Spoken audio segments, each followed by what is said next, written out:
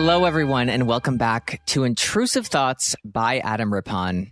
It's me again, Adam Rippon, your host and your only voice. But, you know, no complaints. No complaints from you, the listener, and from me, the voice. I hope you're all doing well. I'm doing well. I'm actually doing quite well, and I'd like to elaborate on that. So there's two things that I want to talk about, and then we definitely have to go through some of the text messages today, as a promised, right? Like I can't keep promising and not following through. I can, but how about this? I won't, and I will not do that. I'm better than that, and you are so patient with me, and I really can't thank you enough. Give this podcast 5 stars and a great review. It helps people find the podcast. See, I am catching on to the language quite well. Now, why am I great, as I mentioned?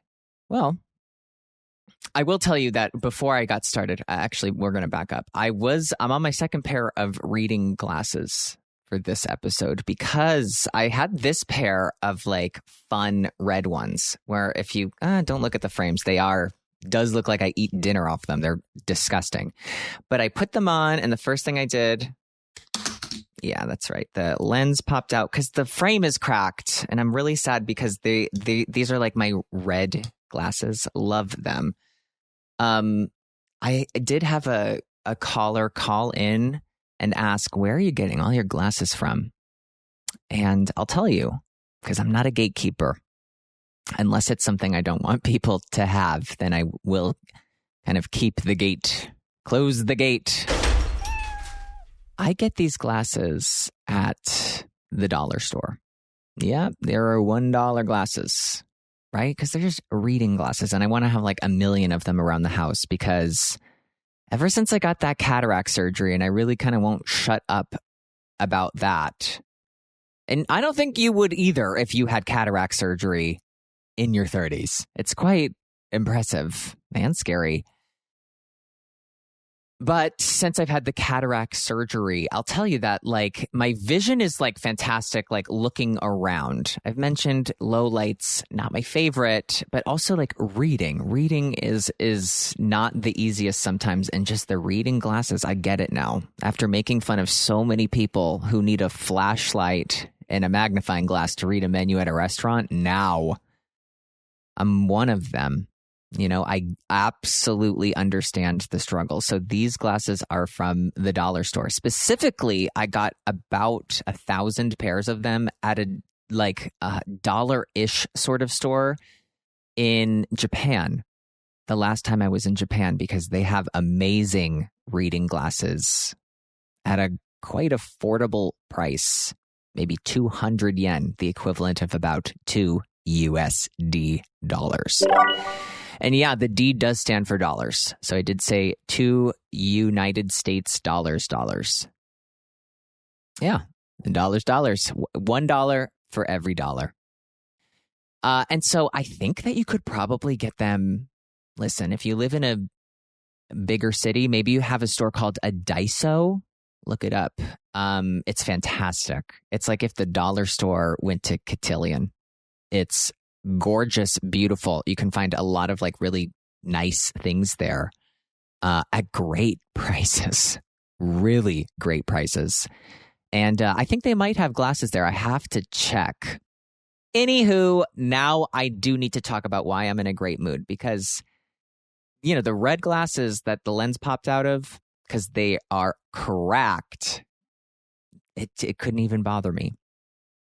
Now, I'm going to tell you something that I haven't told my husband yet, and he will freak out. He'll be happy in the end, but he'll be scared at the beginning. And he's right to be scared because a lot of these things, as I've mentioned on this podcast, that since my husband is in Finland right now, and I'm planning to join him in a few weeks, which I'm quite excited about. But because he's in Finland, I can do all of these like little tasks around the house that I don't tackle while he's here because I know it will like overwhelm him with the amount of me that kind of goes into it, because when I do a task around the house, the whole house will look like it exploded, and there's no way around that. And a little follow-up on the like doing tasks around the house and going buck wild. I mentioned I like to go buck wild and, deep clean of everything. And there have been a few nights here, I'll say a few sleepless nights. And not sleepless because I'm tossing and turning, because I'm running and jogging around the house. That's why they're sleepless, because I take on too many tasks. And then when I get a little bit overwhelmed with one, I think, what would really make this better is if I start another one. And so there have been giant sections of the house that have been torn apart at once. And sometimes, I don't like to go to bed with all of that like out and about, but sometimes you got to call it and you got to go, I'll deal with this tomorrow. And that would make my husband literally pass away if he could see the state of the union. If he could see that. That's what I call my house, the union, the state of the union. But I want to just say this for the record before I even move on, is that last night I did exactly what I planned to do, which was like clean the whole house. Things are put away in the right place. I'm living in a euphoric state currently.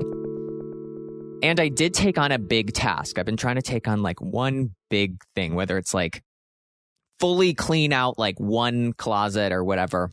I promise this episode is going to be really good. I promise. I'm going to stop talking about cleaning out my closet. I do this every time. Now, the big task I took on yesterday was we have decided that, well, we didn't really decide. I think that microwaves over the oven are ugly. I just don't think the microwave should be out. And I absolutely like using my microwave, right? Like I don't cook things in it. I just like warm things up in it, which is essentially like the service of having a microwave, is that you can warm things up in it. And I like that. There is a way to not have a microwave, but it's very heavy on the oven use. You have to be very kind of always using that if you want to heat anything up. And I don't want to be tied to only using the oven. So microwave it is, right? There is no avoiding that. We do need to have a microwave. So we have like a little pantry closet that I have gotten an outlet put into. And don't worry, it's like safe to like vent out before someone's like, you're going to burn the place down. No, it's okay. So we have an outlet put in there, and we've put the toaster in there, and there's enough space. Believe me, it's okay. Like the heat and everything can escape. It has a way. Where there's a will, there's a way. Where there's heat, it can escape. So we're all good. So, relax. So in this pantry closet, I've added an outlet, and we have our toaster in there so that you don't need to always like pull it out, put it back on. And I like when the counters are as kind of like empty as possible. I'm not really a clutter kind of guy. I'm more of like a clean spaces, empty space, empty nester, right? Now, this is what I'm going to get to. I had to do a lot of research, right? I don't know how I come off to you, the listener, right? Like, I don't know what you think of me. If you think of me as like, he's a handy guy, I don't know if I really give off that vibe of like guy who's handy with stuff, but I actually am. I'm quite handy. I can like fix things. Believe it or not, I can break them too. I'm really good at breaking them. Like currently, my garbage disposal just won't turn on right now. I don't know. I'll get to that. Don't worry. Coming next week, me talking about the garbage disposal. Yeah, give this podcast 5 stars. It deserves it. It really does. Helps people find the podcast so everyone can hear about my garbage disposal. Back to the oven. So here's the deal. I have decided, and we've talked about this, so this is not going to take him by surprise, that we're going to take the microwave off from above the oven and replace it with like a range. hood, which is like, just like the range hood. I didn't know that was the name of it. So that's why I'm trying to help you out in case. Basically, it's like that like vent that like sucks up the smoke. Okay. Now you know, and now I know. And so we've been saying like, okay, we're going to replace it. But it does feel like a job for a professional, right? Don't you think professional when you think of replacing all of that? And this isn't just like, we got to get rid of the microwave. It's not like just an aesthetic thing because I've lived here for 5 years. And so that microwave has been there for 5 years and it's tapping out. And what I mean is like it works, but like big pieces of it, like there was a part up at the top that was like a plastic cover for like, so you didn't see like its innards, the insides, whatever. So you didn't see it's like the organs of the microwave. And one day when I was cleaning, I must have just pissed it right the hell off and it fell off, couldn't go back on. So it was sort of, kind of exposing itself, for lack of a better term. And, that's indecent for a microwave to be exposing its insides, to the owners of the home. So I didn't want something indecent in the kitchen. And so it's kind of time, like this thing needed to go. And so the way that it works in my kitchen is that like we have, cabinets and it's like installed underneath the cabinets. And just in case you didn't know how this works, is that basically like there's screws from like the cabinets that go into the microwave, but it's not just held up by that. There's like a bracket on the wall. And so it's like the microwave is like in the bracket and then like screwed into the microwave. And I want you to know, those weren't sound effects. Those were me doing kind of beatboxing vocals. You're welcome. And I like to take a load off of, when we do the editing here. Looking for another sound effect, I'll just make them. So here's what I did through my research. I figured out, I didn't know there was a bracket back there. I didn't know that that's where the screws were. And so I said, you know what? Usually they say this could be a 2-man job. Okay. Yeah. Maybe if you're fucking weak, which I'm not, I'm so strong. Very strong. And so, I did all of the things it said. Like these were kind of handy tips that like maybe lay a blanket down on top of the stove so that like if anything falls, it doesn't like smash and crack. Kind of great idea. And so I decided, you know what? I'm just going to go for it, right? Like let's just go for it. We're never going to replace it unless we take it off. And I'm thinking like JP doesn't know this. I bought the range hood already. Like I bought it last week thinking like, okay, I'm going to push myself to do this. But there's a few like little things around the house that were like, we should do this, but we always, we're dragging our feet. And while he's gone, I can, ensue myself into the chaos of said renovation. And so I'm like, I'm just going to do it. I'll figure it out. Or I'll call somebody to help me. We'll see. I think I can handle this. Okay, this being said, I took the microwave off myself. And so I unscrewed those things. And what you do is this. You unscrew it and then the microwave goes, whoa, like it like starts to tip back and forth. You got to go, whoa there, buddy. It's like a horse, the microwave. It's about as heavy as a fucking horse too. They tell you it's like heavy. It's really heavy. I don't know how heavy that thing. I got to look it up, but it's not a light product. So you unscrew that, then the microwave starts at whoa. Like I said, whoa, easy there. That's what you do. And then you have to tip it forward so it feels like it's falling. So you tip it and then you lift it. And then you pull it out and then you put it down. And I was able to do that. And I felt like so incredibly powerful doing that. And so I took the microwave off. And wouldn't you know it, but right behind it is like, it looks like if Gordon Ramsay saw like the back of like, and we're a clean house, believe me. If he saw the back of that, he would have been like, there's a kitchen violation. He would have started throwing things for sure. Just so the grease buildup behind that, it's terrifying. So I got it off. I just cleaned everything up, and old me, because I am getting better with age. Old me would have been like, all right, let's just try to put the hood on now, and just absolutely continue with old microwave in pieces on the ground. Let's open a box. Let's just really make a fucking mess of it. But not new me. New me went, no, that's the project for today. The project for tomorrow will be the range hood. I'm scared to tackle it, but it's all prepared, I think. And on the box, it says one-man job. So if the box even thinks that a one-man, and that's exactly what I am one man. If only I am just one man.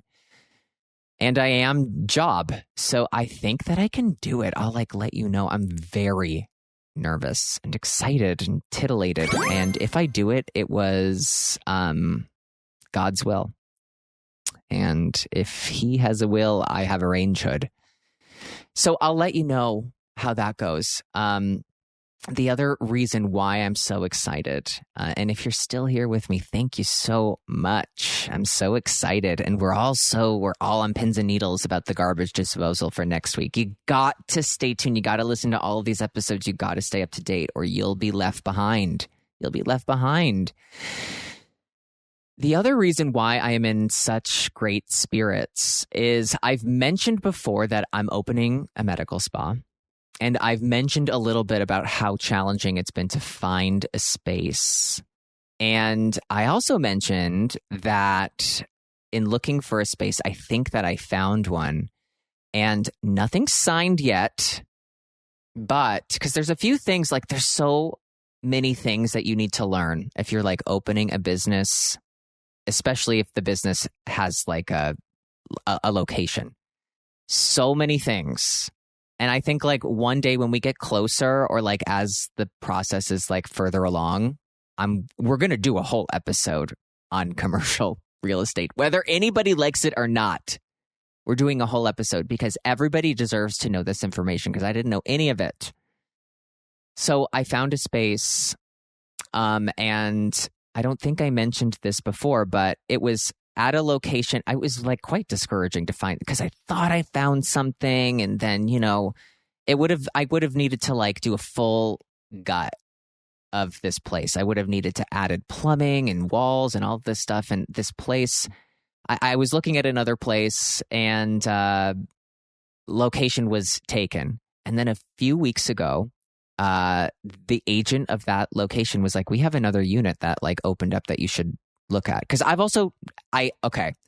had an agent helping me try to find these spaces, but then I think as soon as he figured out what kind of price point I was at, he ghosted me. Doesn't he know that I could change a microwave to a range hood? Yeah, so he ghosted me. And so I was like, I think I could just do this on my own, which basically what you do is when they're for lease, you actually call that number and then you talk to people, which is a lot of work, but it's got to be done. So one of these guys that I called, he called me a few weeks later, and I love this guy. His name is Bob, and he's the agent of this one location that we will end up moving into, it looks like, to bury the lead. So he called, and I meet him, and why do I love him? He's about 70, almost 80 years old. He's the nicest guy.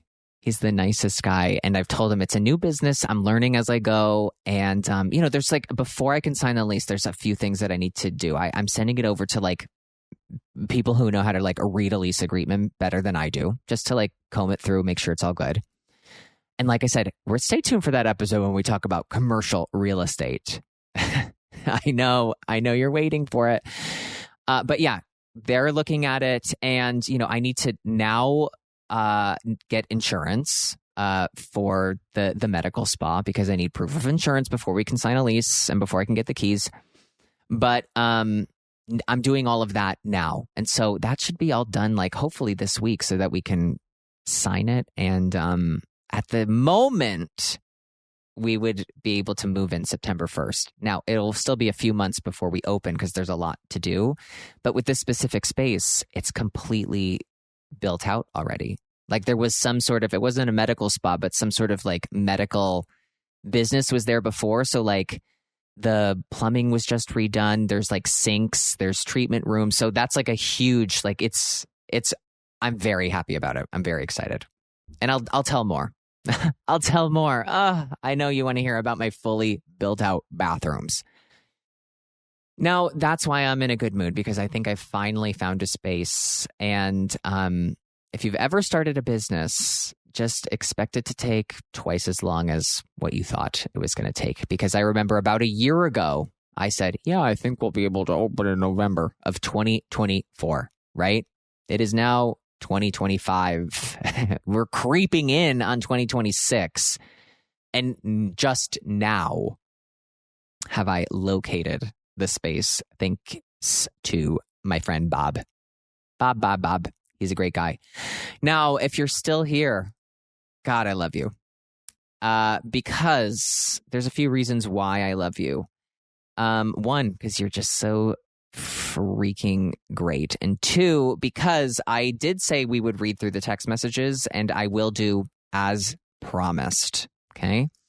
Now, reading a text message means I don't get to take a break from talking. And I want you to know it's not a problem. Not a problem for me, but I will take a sip of water.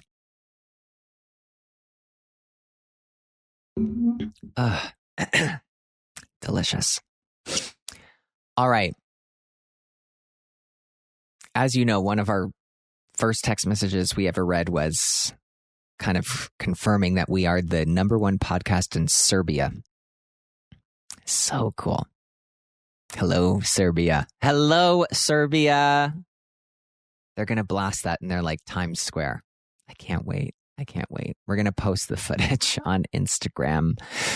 Straight from Serbia. This is Intrusive Thoughts. All right. Now, our first text message for today. Maybe we'll even do a few. I do want to do some voicemails too. Oh, so exciting. But I've eaten up so much time talking about a fucking microwave. Oh, God. My fault. Okay. Here we go. Hi, Adam. Izzy from Charleston, South Carolina here. Big fan of the podcast, both yours and The Run Through. The Run Through is another podcast that I do that's figure skating focused. This one is kind of really focused on nothing. This is unfocused. Okay, back to Izzy. I have a list of things that make me angry and wanted to know your thoughts. This is great. Pistachios I can't open. Yeah, I agree. Simply put, it's not good when you can't get those pistachios open. I'll tell you, my favorite pistachios, the peppered ones from the store. You know what I'm talking. If you're a pistachio person, you get it. You know what I'm talking about. But yeah, I hate when I can't open them. Come on. Crack open a little bit. Relax. Hate it. Next, the sound of windshield wipers when they scrape when there isn't enough rain for the speed they're set to. I do absolutely agree and hate this. I hate when this happens. I'll tell you, I hate it so much that I know that when it's like raining a little bit, you gotta like, I don't even know the sound for the pss, like that. That's it. Pss. You gotta like put out some washer fluid. You got to help lube those things up so that there is a slick glide to the windshield, because I hate that. I hate that sound. It's awful. When you hear it, I'm like, my car is totaled. You know, it's a really terrible smell. Okay. Flat palming any glass surface. Agreed. I actually will take this a step further and say that I don't like most glass surfaces.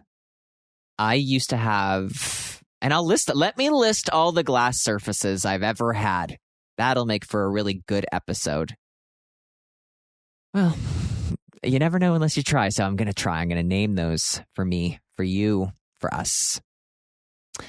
So I once had a glass dining table that, like, when you looked at it, looked amazing. But if you looked at it too long, you could see too much human DNA. And by that, I mean fingerprints. And for me, that's too much DNA for one table. You can see everything. One speck of dust on a glass surface makes it look like you're living in a haunted mansion. It just looks awful. Every glass surface I've ever had, I have eventually cycled out of, like, my house. I don't have anything that's glass top. You just, that's like, you got to wash that every day. Sometimes twice a day if you're like touching it or like putting things on it. Glass is not great. It's really not great. My shower in like our in our bedroom has like glass doors. They're the bane of my existence. And I got to tell you that one day when I buy a big old honker of a house, there'll be a range hood in there. I won't have to do any sort of microwave removal surgery, but I will make sure that the shower does not have a glass door. That being said, one more thing for you guys to check out. Ceramic coating. It's a spray. I just used it on the glass doors, and I'll tell you, it's quite magical. No water stains or anything.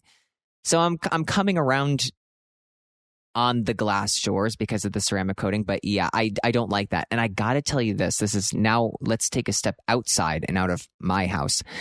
And I got to tell you this, I truly think people who like open a glass door and they don't hold the aluminum railing that's usually accompanied by the glass door and they like put the hand on the glass door to open it are animals. Zoo animals. I cannot believe when people do that. Like, poof, it's awful. Now there's your big old handprint on the glass door. You're just going to leave it?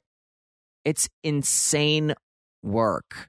So I hate fingerprints on glass doors, and people who like touch the glass to open the door are barbaric. Neanderthals. How about that? They're barbaric Neanderthals. I really, really hate when that happens. And then go back to the surfaces. I know you're like, I really hope he'd kind of tie up that part about glass tabletops. He can only get, wood or stone. That's how it goes. And now I have no glass tabletops because at least like wood and stone, it's like forgiving, right? You're allowed to live in peace for just one moment. It gets a little dark when you look at it and you go, ooh, that's dusty. But at least you can kind of, ignorance is bliss, and glass refuses to let anyone be ignorant. Next, Christmas songs sang by the Pentatonics. I do have to disagree with you here because nothing gets me in the holiday mood like my a cappella friends, the Pentatonics. And I got to tell you, I've been to their live Christmas concert. It's worth it. It's absolutely worth it. It's beautiful. I think that you need to kind of sit with yourself on that one for a second. That's on you. That's not on the Pentatonics. That's on you. Because they're quite talented. And I think you just need to sit with it for a minute and just let it kind of, oh, my dog barked. I don't know I think that was a bark in agreement. Oh, he's growling. I don't know. Maybe he feels the same way. He knows Scott. Scott is your friend, Tony. All right, just calmed him down a little bit. I'll move on before he has anything else to say. But you gotta, please, I'm begging you. This is actually real. You gotta see them live. It's crazy to hear what the human voice is capable of. I'm putting that out there, and I want you to do a little work on you. All right. Not putting the cap back on things when you're done with them. Exactly. This falls into the same category of Neanderthal. What are you doing?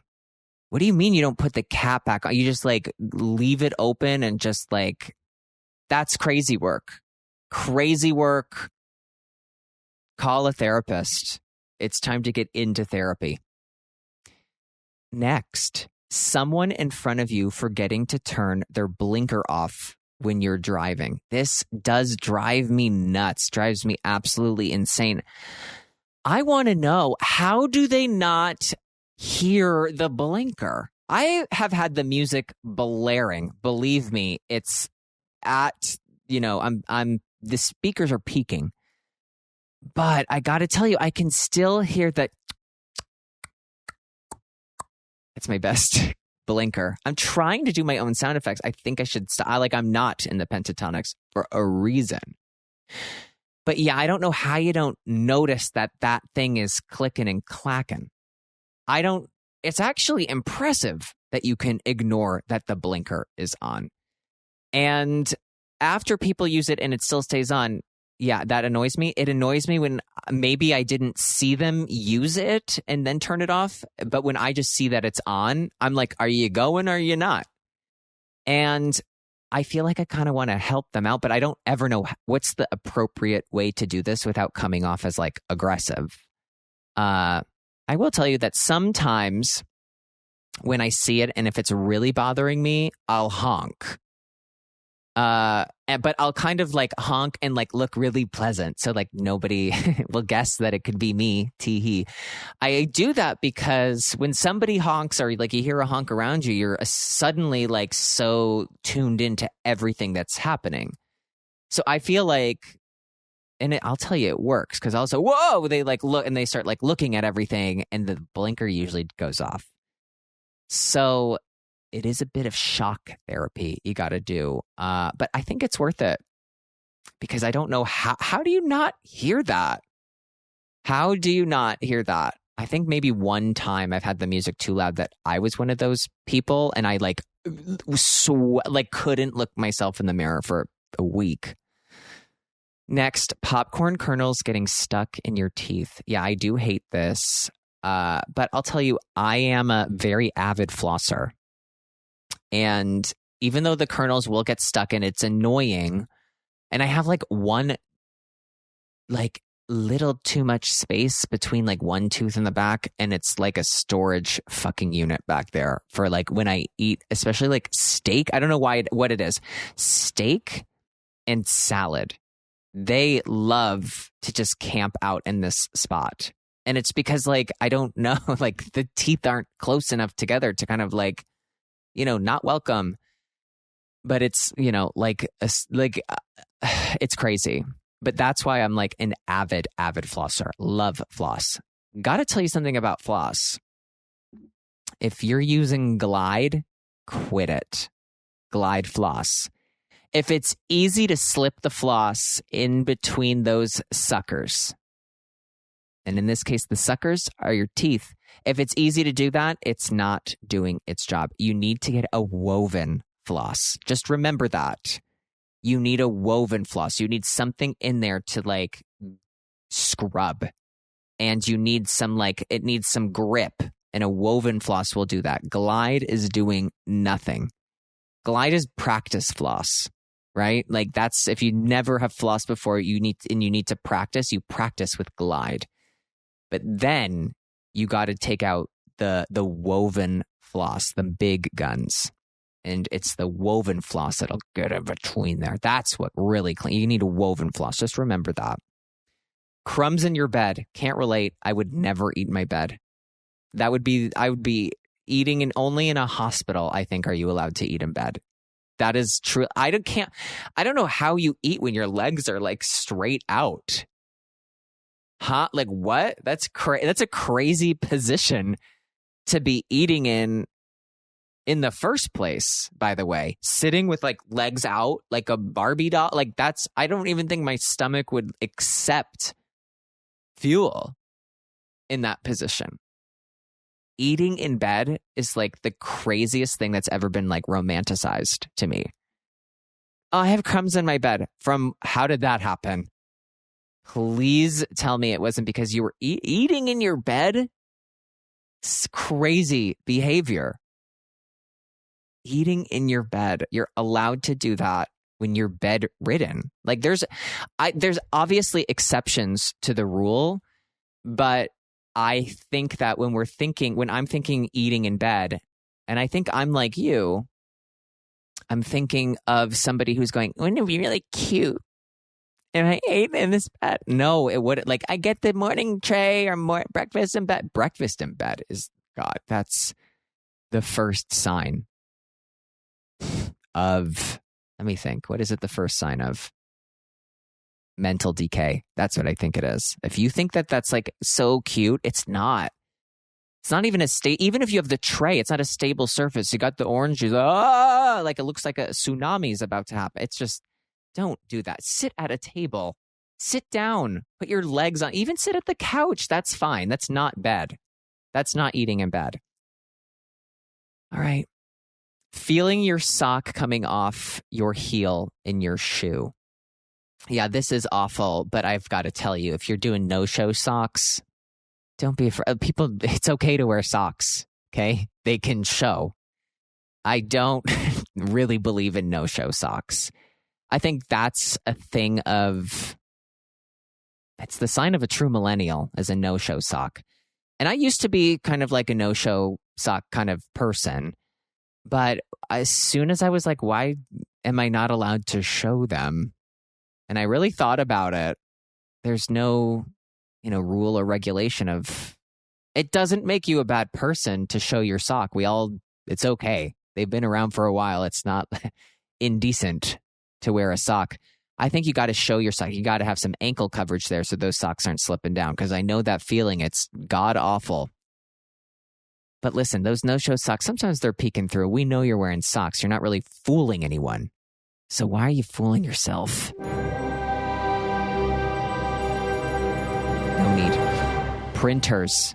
Again, I disagree with you here. I have a printer / scanner in my house, and I will tell you that every time, and I don't even know why, but every time I have like a friend that comes over and they like go into my office, and the first thing they say is, "You have a printer?" And it throws them off. It throws them complete. It's not a fucking fax machine, right? It's not like a rotary dial phone. Like, it's a printer. Don't we need to,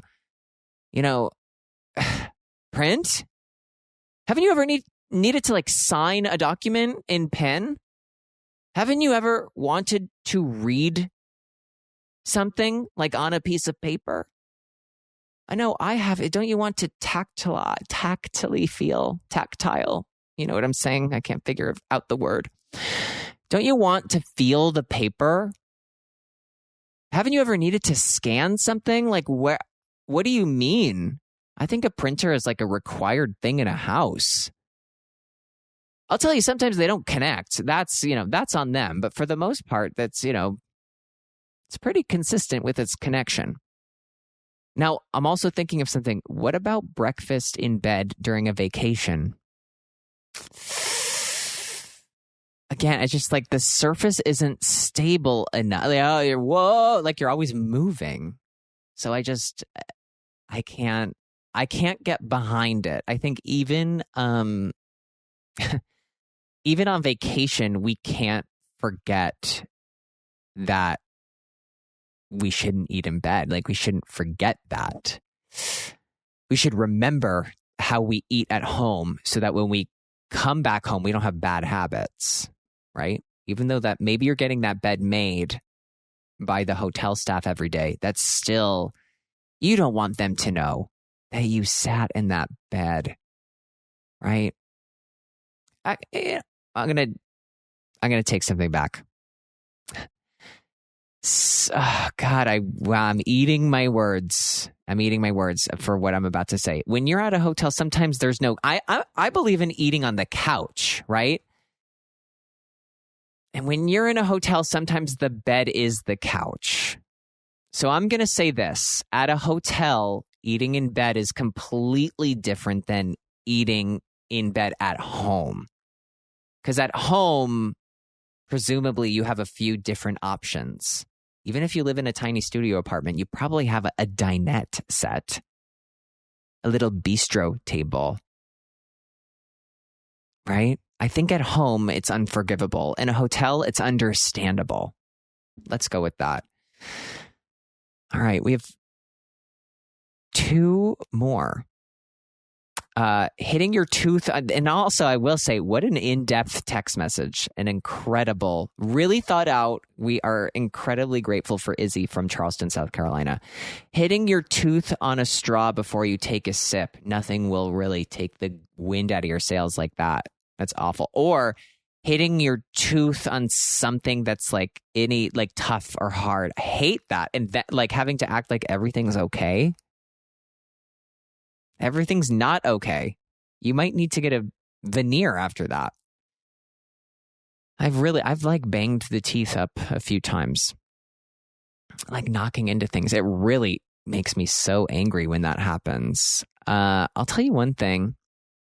When I was like 13, I was skating and practicing, and I tripped, and I tripped face first, and one of my big teeth cut through my lip, and then I needed like stitches underneath my chin.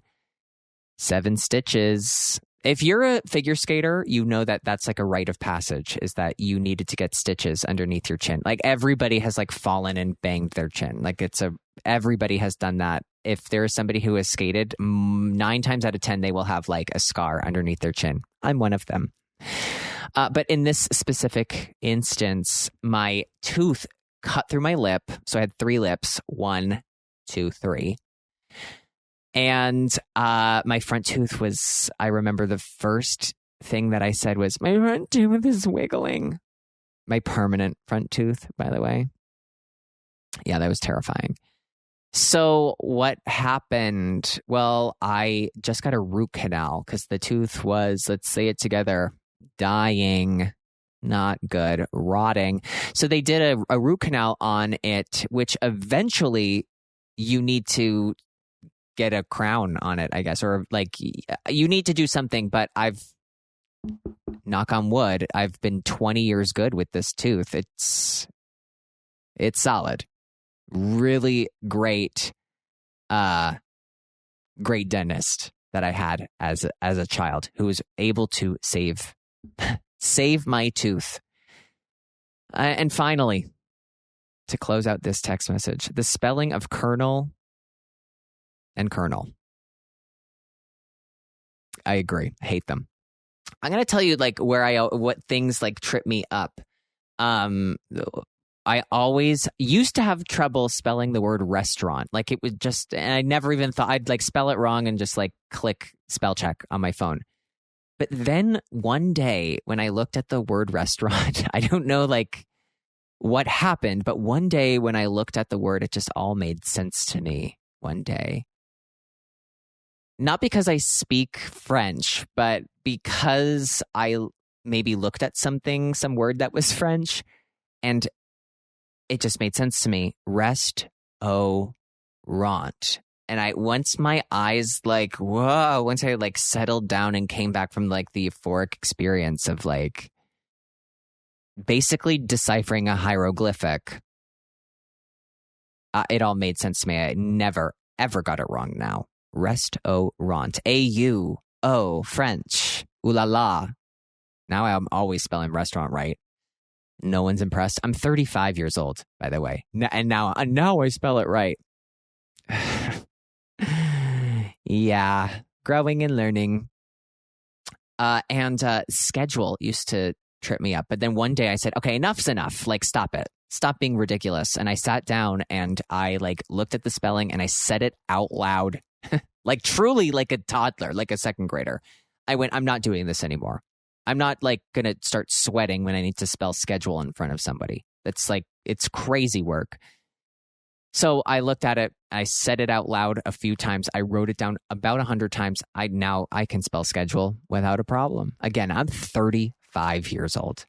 I'm telling you that like everybody's got a word, right? Everybody's got some word that just trips them up. You know, nobody's too good for that. All right. Let's do another text message. We're rolling right through them. I'll tell you, rolling right through them. That was the longest one, but I have to say, Izzy, thank you so much. What a great message. Just truly proving that you can text anything. These are intrusive thoughts. And, you know, even if it's just pistachios I can't open, it's all important to me. It's all worth it. Hi, Adam. Joe here. Just listened to the latest intrusive thoughts. Been with you since the start. And now that texting is going to hopefully get its own episode, I thought I'd ask a question. Who is your nemesis?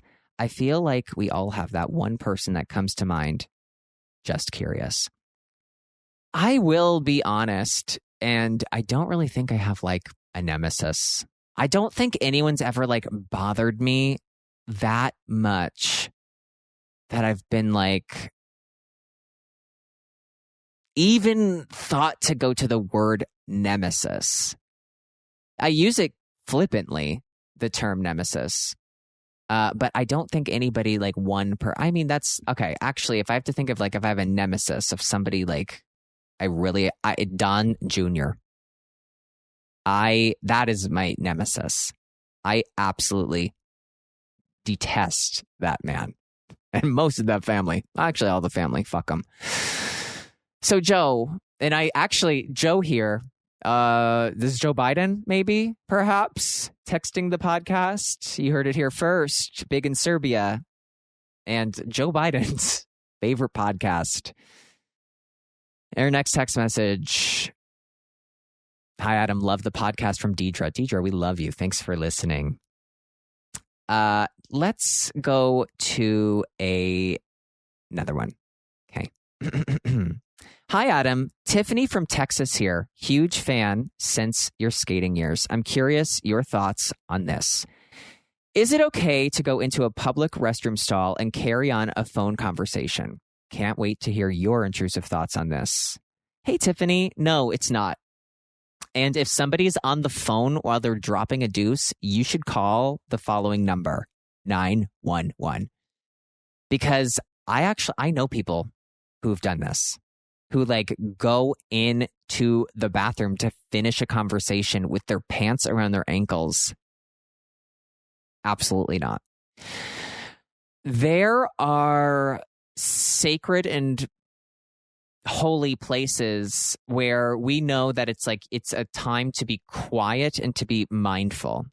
Those are religious buildings, a mosque, a church, a temple, another place, a library, right? We know, it's a library, right? We know that it's a library. And the next is a bathroom, a public restroom. Those are the three most sacred places: a religious institution, a library, and a bathroom, where you should zip it.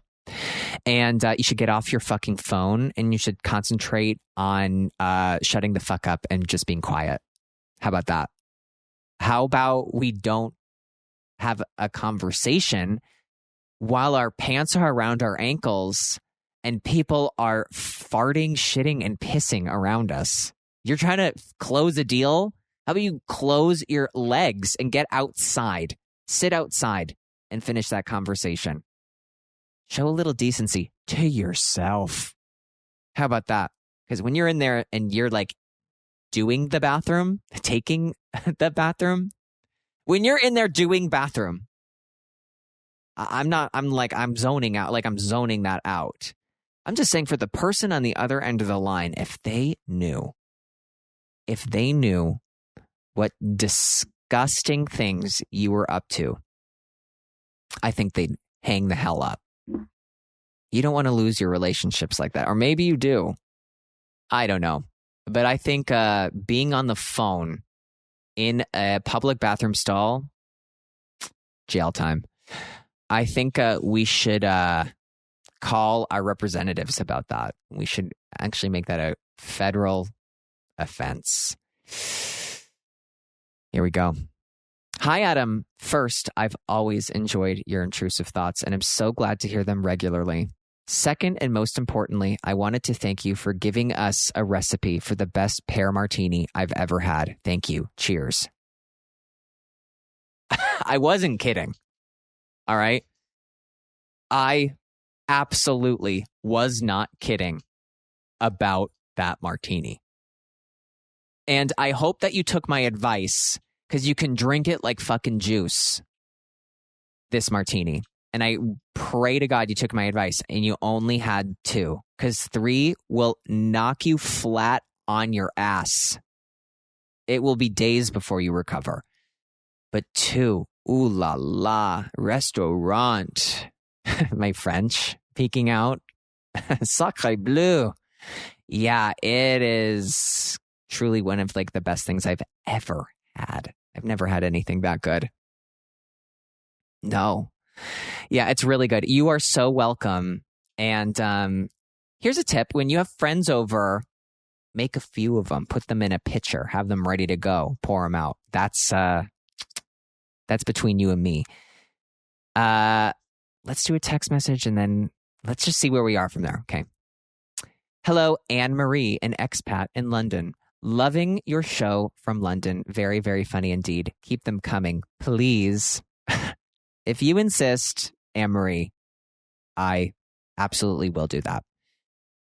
I think we had some other one that I was okay, here we go. Yes. Lots of international listeners. This is truly fan. Podcast 1 is going to love this. Big in Serbia, climbing up the charts in the UK. We're going places. Absolutely. Hey, Adam, I sure hope this works.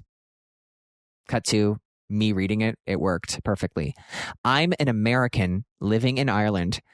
I am looking for love and wanted to get your feedback on what it's like to have a European husband. What impact do cultural differences have? And what are the advantages or disadvantages to having a partner who grew up outside of the United States? Okay, I'll tell you this, that there are definitely way more cultural differences than you might assume.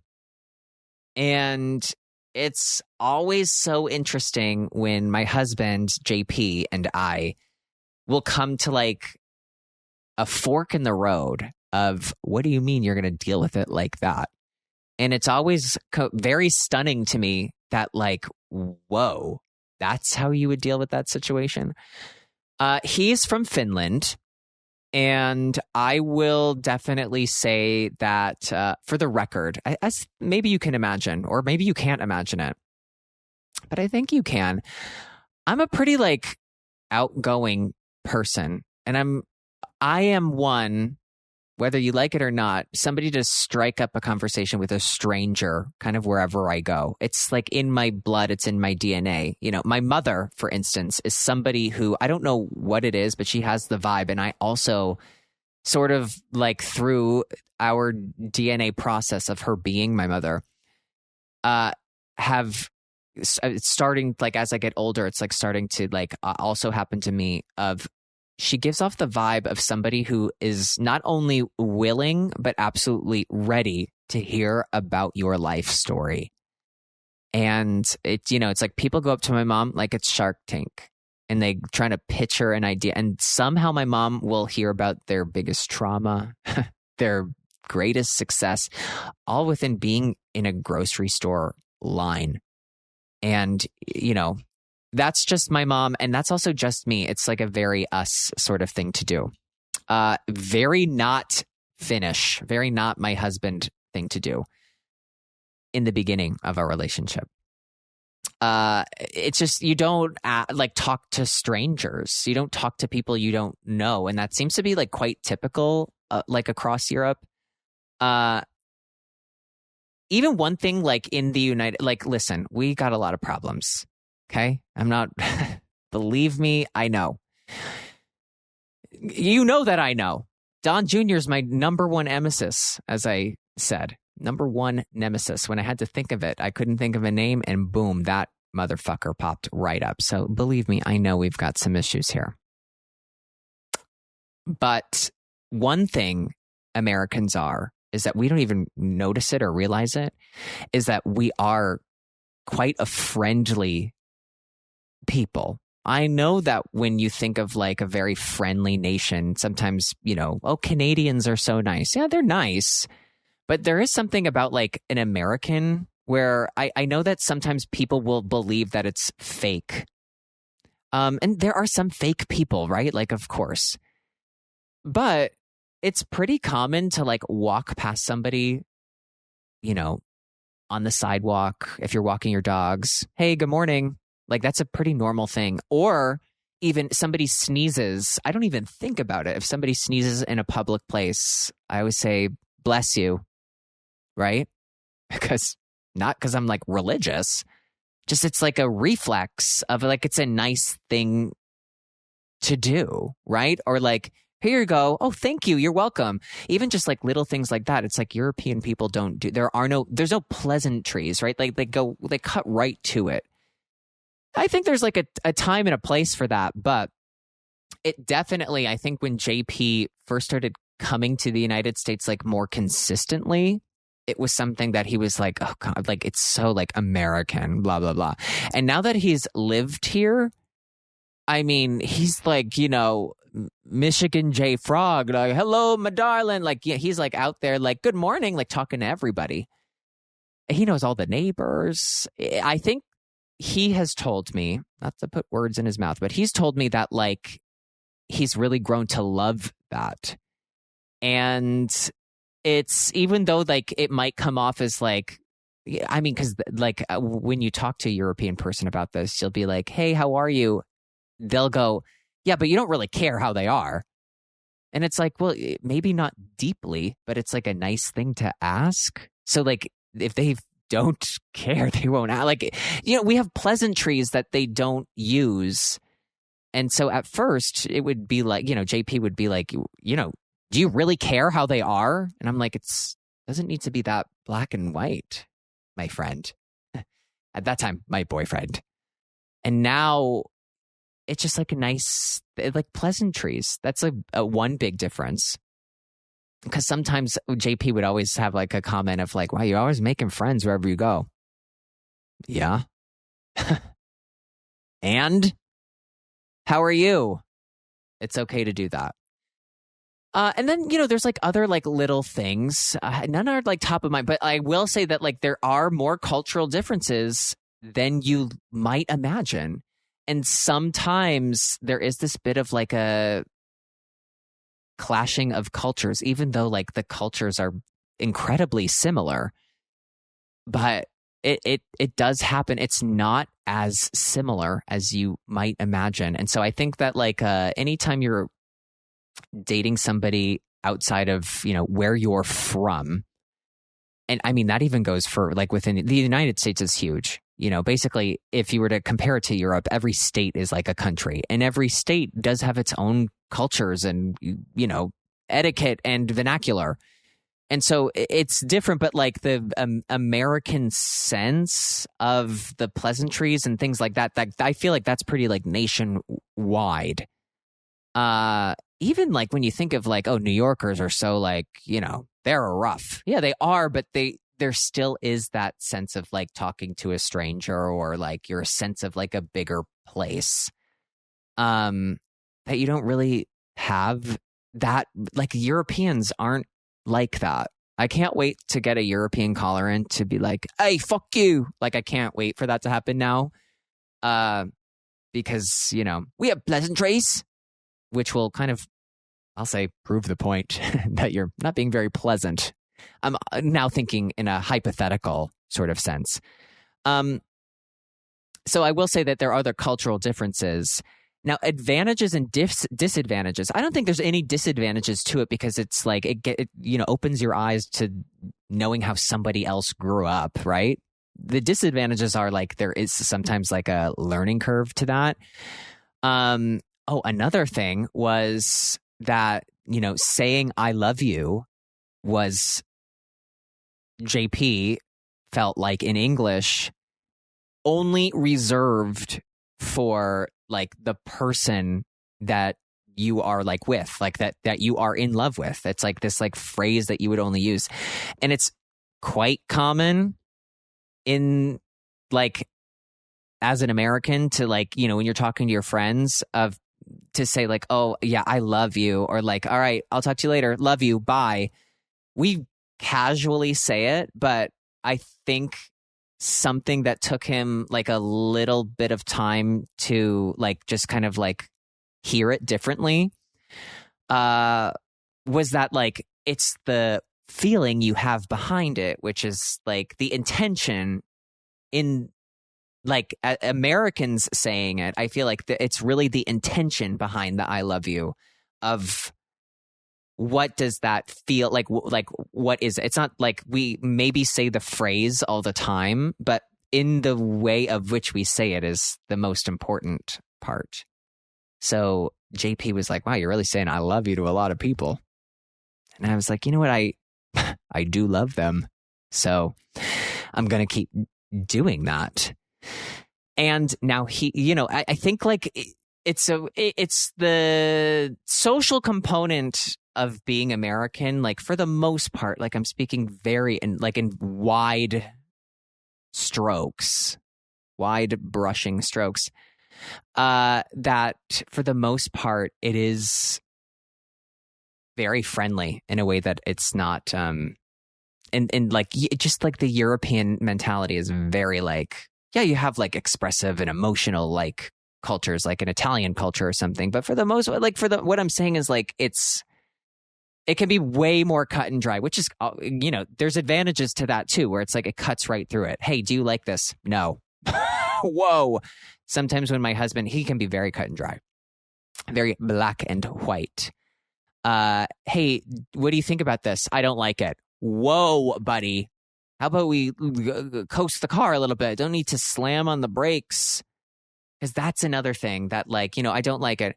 I won't go, I don't like it, because I think I'm also like willing to give it another shot. And I'm kind of putting into context of maybe there's a reason I didn't like it. So I'll say, oh, it's good.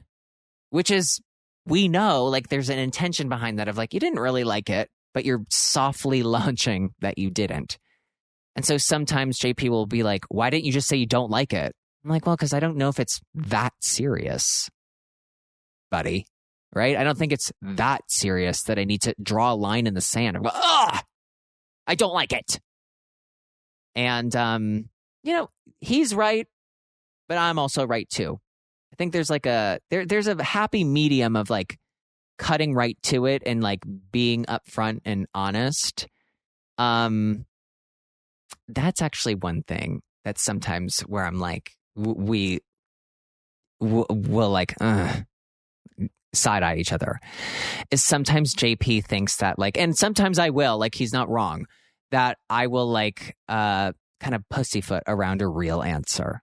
And yeah, do I? Sometimes, yeah. But sometimes like it just doesn't need to be that serious, right? And so like if he doesn't like something, I don't like it. No. It's straightforward. Yeah, I mean, you get right to the answer, right? Like, isn't that ideally what you would want? And sometimes if I don't like something, I'll deliver the bad news a bit differently, right? I'll say, yeah, it's not my favorite. I'll try it again. Yeah, it's good, right? These are all of my different versions of no. But I think doing it in this way kind of opens the door to like, oh, well, maybe if you do this or you try this food with a little bit more topping or whatever. I don't know what I'm saying, but you know what I mean, right? That sometimes JP will be like, just be honest. Oh, I know. Like he'll try something on. Or if I'm wearing something and I'll be like, do you like this? He'll go, no. Whoa, okay. I was kind of asking you just as like a filler talk. I didn't need a real answer. I just needed to go, yeah, that's all I needed, right? I was just trying to strike up a conversation, not a debate. But sometimes he'll ask me, hey, do you like this, what I'm wearing? And I go, yeah, it's nice. It looks really nice. And he'll go, okay, but what do you really think? I'm like, it's nice. Because also, I want to know, do you like it? Do you like what you're wearing? Because if you do, I want to be there to hype you up. And it's not like you've got crumbs and ketchup all over your shirt and you look bad. So, right. And so, like, that's sometimes where he's like, just be honest. Do you like it or not? And I'm like, I don't know if I need to take a hard line on this collared shirt that you're wearing. Because I think, like, you're going to figure out if you like it or not. And shouldn't you be allowed to experiment with style? My guy. And so sometimes we get into a little kerfuffle of of not being blunt enough. Then there's definitely room for me to be more to the point. I will be honest. There's definitely room for that. But I don't know. Sometimes it's not that serious. Like, it's just not that serious. I'm really happy that we went. We have more text messages to go through. Like, this is absolutely fantastic. But we did get a follow-up voicemail, which I've always said that if you have follow-up to something that you've called in about and we've talked about, like, please absolutely feel free to call back in. It's really important. And we do have a follow-up, and this follow-up, as the caller will confirm, is about our 2 accidents in 1 week in parking lots caller. Incredibly famous. They're also now very famous and not allowed in Serbia on the Serbian roads. They're not allowed there. So let's see what this caller has to say for themselves. Please leave your message after the tone. Hi, this is just an update from the person who's really bad at parking. I should clarify, I did not fling the door. The door was flung by the wind, but I may have also contributed. But I actually checked the historical weather for that day, and the wind was gusting to 53.7 kilometers an hour. So I should clarify, the door was flung. I also have been backed into in a parking lot, and I honked instead of moving, and that was also very similar. And it's not parallel parking, it's just parking. And similar to the garage incident, just thinking you have a bit more room. But I appreciate all of the advice. I'll be guard up until I hear the beep beep. Thank you. I want to say, one, I applaud you for taking even just a small bit of accountability. You know, I applaud you for that. But I got to say, it's never good, right? Maybe it is a time to look in the mirror when we're looking up the historic weather records for that specific day or region of which we're from. Right? Because again, that would mean you open the door and just like let it go, right? Maybe you didn't fling it open, but when we open the car door, I do think, and I think moving forward, you will do this. We got to open it and kind of keep our hand on it, right? Because in a car, the door does have a bit of a freer spirit, does do a bit of like what it wants to do. And so we got to keep our hand on that, as you know, because you might run into 50 plus kilometer-mile winds, which, as you now know, powerful enough to flung open a door. You and I know. We're looking eye to eye right now. You and I know. Should have kept your hand on that door. Now, the getting backed into and beeping and not moving, I'm assuming with this one, somebody backed into you, and instead of you moving, you beeped. That's, listen, we deal with crisis differently. Now, you'll act differently next time. Not your fault. But I think what's important, and what I think you've taken away, is that the guard has to be up until you hear that beep beep, till the doors are closed. Hand on the door. You move the door. Don't let the door move you. It's a Beautiful, beautiful way to end this podcast. I want to say thank you to everybody who has called and texted the podcast. You make the podcast happen. We love you. We love to hear from you. Continue to call in and text truly about anything. It never stopped Izzy from Charleston, South Carolina, to text about pistachios staying closed, right? It can be about anything. Parking. Don't hesitate. Do that. You can call or text us at Test us? Okay. Start over. You can call or text us. Much better. At 310-909-7117. Leave us a voicemail. Text us with your intrusive thoughts. That's 310-909-7117.